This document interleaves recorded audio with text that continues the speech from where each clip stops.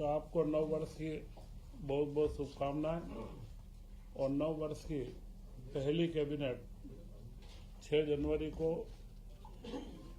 माननीय मुख्यमंत्री डॉक्टर मोहन यादव जी की अध्यक्षता में आज आयोजित की गई है। और इसमें जो महत्वपूर्ण प्रस्तावों को आज स्वीकृति दी गई है, उनमें 2 प्रस्ताव झिरमिटी मध्यम सिंचाई परियोजना बुरहानपुर जिले की है, जिसकी लागत 922 करोड़ रुपए की है और जिससे 17,700 हेक्टेयर भूमि में सिंचाई होगी। दूसरी परियोजना बुरहानपुर जिले में ही नेपानगर की है, जो नेपानगर विधानसभा में आती है। इसमें 1676 करोड़ की योजना है और 34,100 हेक्टेयर भूमि में इसकी सिंचाई होगी और 22,600 कृषक परिवारों को इसका लाभ होगा। इन दोनों योजना का महत्वपूर्ण जो परिणाम निकलना है, यह दोनों योजनाएं 2 विधानसभा क्षेत्रों की है और आदिवासी अंचल की है। सारे आदिवासी बंधु इससे लाभान्वित होने वाले हैं। और बुरहानपुर जिला सिंचाई के मामले में मध्य प्रदेश में भी 41वें नंबर के ऊपर है। तो बुरहानपुर जिले में सिंचाई की वृद्धि हो, इसके लिए महत्वपूर्ण योजनाओं की स्वीकृति दी गई है। इसी के साथ में नर्मदा घाटी विकास प्राधिकरण के तहत जो हमें नर्मदा का पानी 2028 तक अब हमें लिफ्ट करना है, उसके लिए जो हमारी परियोजना चल रही है, वे अभी परियोजना प्रारंभ कर दी गई थी। इसमें एक परियोजना है नर्मदा शिप्रा बहुउद्देशीय परियोजना, जिसकी लागत 2489 करोड़ 65 रुपए है। और एक योजना है बदनावर माइक्रो लिफ्ट इरिगेशन योजना, जो 1520.92 करोड़ रुपए की है। इन दोनों योजनाओं को अब Narmada basin project company limited को हस्तांतरित कर दी गई है और जो अभी तक राज्य शासन ने इन दोनों योजनाओं में खर्च करा है, वो उस कंपनी की अंश पूंजी के रूप में कन्वर्ट किया जाएगा। इसका लाभ ये होगा कि इसके बाद में इसका मेंटेनेंस और इससे जो रेवेन्यू प्राप्त करना है, और वह सारा मॉडल यह कंपनी इसको पूरा मेंटेन करेगी। और इसका जो उच्च दाब जो लिफ्ट इरिगेशन में मेंटेनेंस एक महत्वपूर्ण पार्ट होता है, तो वह कंपनी इसका पूरा मेंटेनेंस करके और उस पूरे क्षेत्र के किसानों को इसका बराबर समुचित लाभ इसका प्राप्त होगा।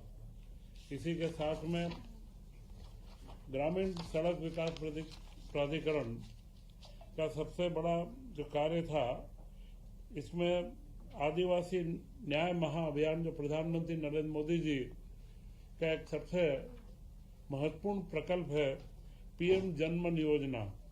तो हमारे मध्य प्रदेश में जो हमारे योजनाओं में बेगा, भारिया व सहरिया, इन 3 जनजातियों में 22 जिलों के अंदर निवासरत है, इनके लिए योजना लागू की गई थी। और इसमें इसकी निरंतरता का प्रस्ताव दिया गया है, जिसमें इसकी सड़क की 1039 किलोमीटर सड़क और पुलिया 112 है और 795 करोड़ रुपए का खर्च इसमें अनुमानित है।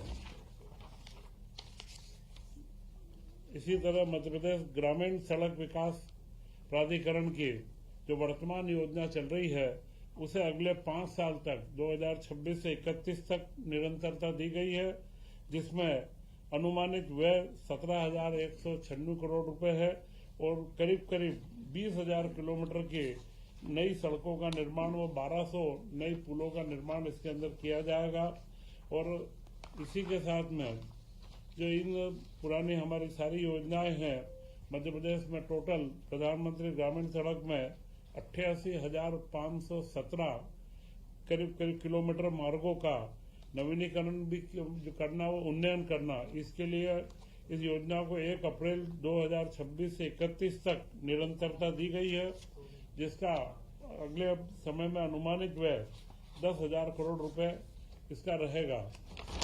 इसी के साथ में आज कैबिनेट के अंदर सभी मंत्रियों को टेबलेट वितरित किए गए हैं और अगले 2 कैबिनेट के पश्चात पूरा कार्य के टेबलेट के माध्यम से किया जाना प्रस्तावित है।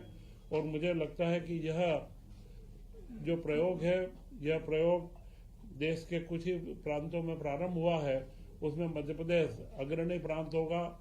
मुख्यमंत्री डॉक्टर मोहन यादव जी के नेतृत्व में जो हमने 2025 का वर्ष उद्योग एवं रोजगार वर्ष के रूप में मनाया है, अब अगला 2026 का इस वर्ष को कृषि उद्योग के कृषि के विकास के लिए मनाया जाएगा तथा इस तरीके के सारे नवाचार और जनजाति क्षेत्रों के लिए विशेष रूप से जितने भी प्रकल्प हो सकते हैं उनको हम नई गति दे रहे हैं। जय हिंद, जय भारत।